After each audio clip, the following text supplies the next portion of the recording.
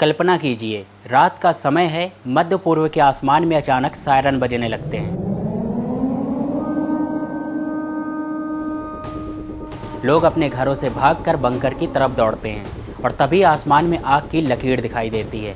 एक मिसाइल, फिर दूसरी मिसाइल, फिर तीसरी मिसाइल। कुछ ही मिनटों में पूरी दुनिया के टीवी चैनलों पर बस एक ही खबर चलने लगती है।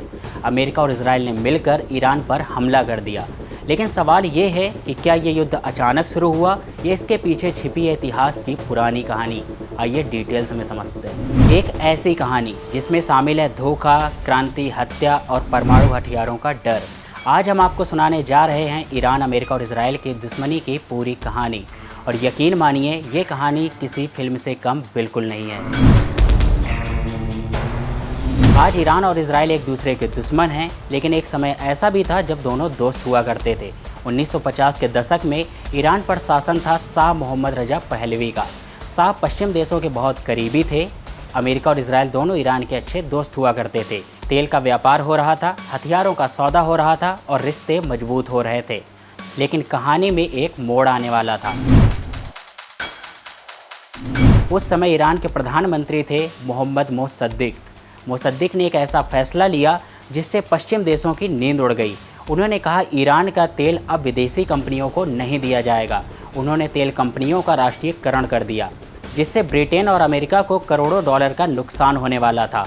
फिर क्या था, एक गुप्त योजना बनाई गई। CIA और ब्रिटेन की खुफिया एजेंसी ने मिलकर ईरान की सरकार गिरा दी। 1953 में एक कू हुआ, मोसद्दिक को हटा दिया गया और शाह को पूरी ताकत दे दी गई।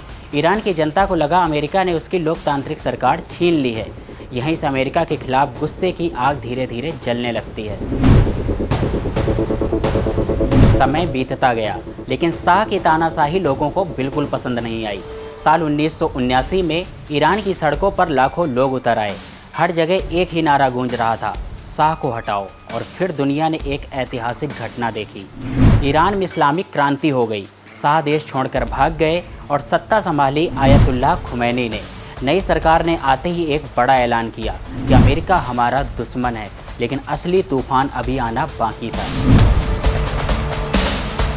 साल 1979 में तेहरान में अमेरिका दूतावास में अचानक हजारों प्रदर्शनकारी अंदर घुस जाते हैं और फिर 52 अमेरिकी अधिकारियों को बंधक बना लिया जाता है। एक दिन, 2 दिन, 1 महीना, लेकिन ये संकट खत्म नहीं होता। 444 दिनों तक अमेरिकी अधिकारी बंधक बने रहते हैं। पूरी दुनिया हैरान थी। अमेरिका की सुपर पावर इमेज को काफ़ी भारी झटका लगा और उसी दिन से अमेरिका और ईरान खुले होकर आपस में दुश्मन बन गए। क्रांति के बाद ईरान की इस नई सरकार ने कहा, इजराइल एक अवैध देश है। ईरान ने इजराइल के खिलाफ कई संगठनों का समर्थन देना भी शुरू कर दिया, जैसे हमास और हिजबुल्लाह। ये संगठन इजराइल पर हमला करते रहे। इजराइल को लगा ईरान उसके अस्तित्व के लिए खतरा हो सकता है और यहीं से शुरू हुई दोनों देशों के बीच शैडो वॉर। सीधे युद्ध नहीं, लेकिन साइबर हमले, गुप्त ऑपरेशन और हत्याएं। 2000 के दशक में एक नई खबर सामने आई। ईरान अपना न्यूक्लियर प्रोग्राम तेजी से आगे बढ़ा रहा है, लेकिन ईरान का कहना था कि यह बिजली बनाने के लिए है। लेकिन अमेरिका और इजराइल को यह डर था कि कहीं ईरान परमाणु बम न बना ले। अगर ऐसा हुआ तो मध्य पूर्व का शक्ति संतुलन पूरी तरह से बदल जाएगा। 2015 में एक समझौता हुआ। ईरान ने कहा वह परमाणु कार्यक्रम सीमित करेगा, लेकिन यह समझौता भी ज़्यादा समय तक न चल सका। फिर आता है जनवरी 2020, बगदाद एयरपोर्ट। एक कार धीरे धीरे आगे बढ़ रही थी। कार में बैठे थे ईरान के सबसे ताकतवर सैन्य कमांडर कासिम सुलेमानी। अचानक आसमान से एक ड्रोन हमला करता है। कार जलकर राख हो जाती है। सुलेमानी की मौत हो जाती है। ईरान ने कहा यह युद्ध की घोषणा है और बदले में अमेरिकी ठिकानों पर मिसाइलें दाग दी। तनाव अब खतरनाक स्तर पर पहुंच चुका था, लेकिन ये तो तनाव की शुरुआत थी। साल 2025 तक ईरान और इजराइल के बीच लड़ाई सीधे बिल्कुल नहीं चल रही थी। ये एक शैडो वॉर थी। कभी साइबर हमला, कभी गुप्त ऑपरेशन, तो कभी किसी वैज्ञानिक की हत्या। लेकिन फिर आया जून 2025। इजराइल ने ईरान के न्यूक्लियर ठिकानों पर डायरेक्ट हमला कर दिया और इसके जवाब में ईरान ने भी पहली बार सैकड़ों मिसाइलें और ड्रोन इजराइल पर दाग दिए। मध्य पूर्व में तनाव अब खुलकर सामने आने लगा था। 28 फरवरी 2026 सुबह होते ही मध्य पूर्व में एक बड़ी खबर फैल गई। अमेरिका और इजराइल ने ईरान पर एक साथ बड़ा सैन्य हमला शुरू कर दिया। इस ऑपरेशन को नाम दिया गया ऑपरेशन लायंस रॉड। सैकड़ों लड़ाकू विमान, मिसाइलें और ड्रोन ईरान के कई शहरों पर एक साथ हमले के लिए भेज दिए गए। टारगेट थे सैन्य ठिकाने, मिसाइल बेस, परमाणु केंद्र और ईरान के सैन्य नेतृत्व व्यवस्था। कुछ रिपोर्ट के मुताबिक इस हमले में ईरान के कई बड़े सैन्य अधिकारी और शीर्ष नेता मारे गए। यही वो पल था जब छाया युद्ध पूरी तरह से असली युद्ध में बदल गया। हमले के कुछ ही घंटों के बाद ईरान ने जवाब देना शुरू कर दिया। तेहरान से मिसाइलों के एक के बाद एक बौछार शुरू की गई।